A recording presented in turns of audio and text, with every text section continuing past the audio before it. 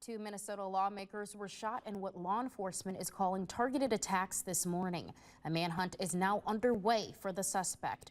The early morning attack left State Representative Melissa Hortman of Brooklyn Park and her husband dead, and State Senator John Hoffman of Chaplin and his wife injured, and separate shootings that authorities are calling politically motivated. The suspected gunman has been identified as Vance Bolter, according to the three people familiar with the investigation. Officials say he impersonated law enforcement to gain access to their homes.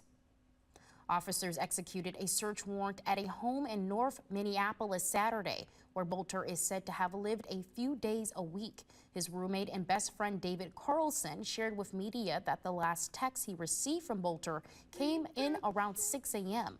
Bolter allegedly told his friend he would be dead shortly, and he loves them. I don't know why he did what he did. It's not Vance. No one will believe this. No one that grew up. He had lots of friends, trust me. I wish I could have been there to stop him.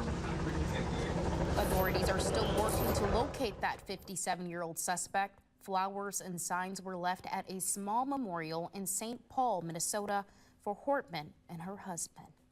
Across the country and right here in Wisconsin, politicians and others are reflecting on that tragedy. Governor Evers posted on X saying, quote, "My heart breaks for our neighbors across the river. We are praying for the Minnesota lawmakers and their families affected by the senseless political violence and all those who are working to respond to this horrific situation."